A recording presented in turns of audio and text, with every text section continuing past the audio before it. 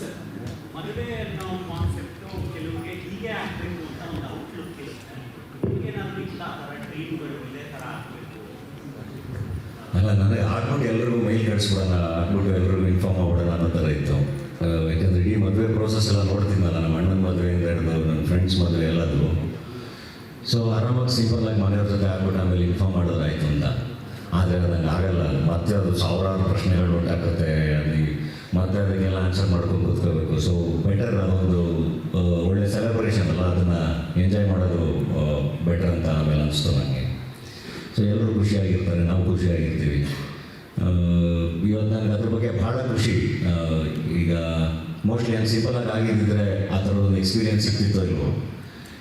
ಎಲ್ಲೋದ್ರೂ ಪ್ರತಿಯೊಬ್ಬರು ತುಂಬ ಚೆನ್ನಾಗಿ ಹೇಳ್ತಿರೋದು, ತಾಯಿಯರಿಂದ ಹಿಡಿದು ಮಕ್ಕಳಿಂದ ಹಿಡಿದು ಎಲ್ಲರೂ ಅಡ್ವಾನ್ಸ್ ಫ್ಯಾಮಿಲಿ ಮ್ಯಾರೇಜ್ ಲೈಫ್ ಅಂತ. ಈಗ ನಾನು ಇಡೀ ಕರ್ನಾಟಕ ಸುತ್ಕೊಂಡ್ಬಂದೆ, ಆಲ್ಮೋಸ್ಟ್ ಒಂದು ರೌಂಡು ಎಲ್ಲ ಊರುಗಳಿಗೂ ಹೋಗಿದೆ, ಯಾವುದಾದ್ರು ಈವೆಂಟು ಎಲ್ಲ ಅಟೆಂಡ್ ಮಾಡ್ತಾ ಎಲ್ಲ ಕಡೆ ತುಂಬ ಖುಷಿಯಿಂದ ವಿಶ್ ಮಾಡ್ತಾರೆ.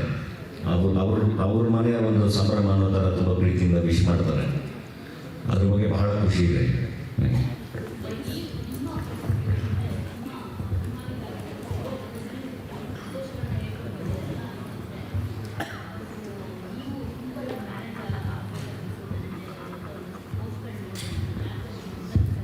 ಸಿಂಪಲ್ಲಾಗಿ ಆಗ್ತಿರೋದಲ್ವ, ನೀವು ಏನು ಮಾಡ್ತಾರೆ ಇವಾಗ. ಸಿಂಪಲ್ ಅಂದರೆ ಹೆಂಗೆ ಅಂತ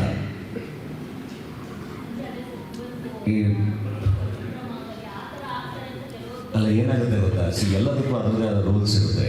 ಈಗ ನನಗೆ ವಚನ ಮಾಂಗಲ್ಯ ಗೊತ್ತು, ನನಗೆ ಮಂತ್ರ ಮಾಂಗಲ್ಯ ಗೊತ್ತು, ಎಲ್ಲದಕ್ಕೂ ಅದರದೇ ಆದ ಒಂದು ರೂಲ್ಸ್ ಇರುತ್ತಲ್ವ.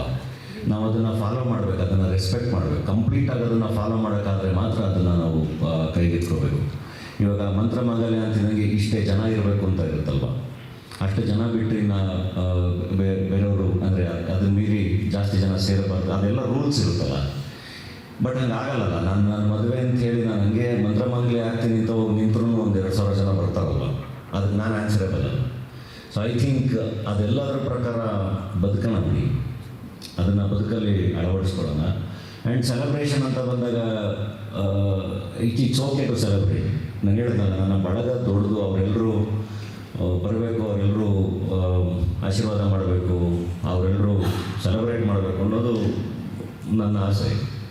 ಸೊ ಹಂಗಾಗಿ ಹಿಂಗೆ ಮಾಡ್ತಾಯಿದ್ದೀನಿ ಅಷ್ಟೇ. ಆ್ಯಂಡ್ 200 ಜನಕ್ಕೆ ಊಟ ಹಾಕೋದ್ರ ಬದಲು ಎಷ್ಟು ಜನ ಅಭಿಮಾನಿಗಳು ಬರ್ತಾರೆ ಅಷ್ಟು ಜನಕ್ಕೆ ಊಟ ಹಾಕೋದ್ರಲ್ಲಿ there is nothing wrong. So ಒಂದು ಸೆಲೆಬ್ರೇಷನ್. ಆ್ಯಂಡ್ ಬದುಕಲ್ಲಿ ನಾವು ಕೊನೆ ಅಲ್ಟಿಮೇಟ್ಲಿ ಮ್ಯಾಟ್ರ್ ಆಗೋದೇ ಒಳ್ಳೊಳ್ಳೆ ಮೆಮೊರೀಸ್. ಸೊ ಅದನ್ನು ಎಲ್ಲ ಅಭಿಮಾನಿಗಳ ಜೊತೆ, ಫ್ರೆಂಡ್ಸ್ ಜೊತೆ, ಎಲ್ಲರ ಜೊತೆ ತುಂಬ ದೊಡ್ಡದಾಗಿ ಒಂದು ಆ ಥರದೊಂದು ಅದ್ಭುತವಾದ ಮೆಮೊರಿ ಕ್ರಿಯೇಟ್ ಆಗುತ್ತೆ ಅಂದರೆ ಆಗಲಿ ಅಂತ ಅಷ್ಟೇ. ಸ್ವಾದಿಷ್ಟತೆಯ ಸ್ವಾದ, ತಾಜಾತನದ ಆಹ್ಲಾದ, ಉತ್ತಮ ಆರೋಗ್ಯ ಮತ್ತು ಹೆಚ್ಚಿನ ರೋಗ ನಿರೋಧಕ ಶಕ್ತಿಯ ವೃದ್ಧಿಗೆ ಈಗ ನಿಮಗೆ ಸಿಗುತ್ತಿದೆ ಉತ್ತಮ ಗುಣಮಟ್ಟದ ಪೌಷ್ಟಿಕಾಂಶ.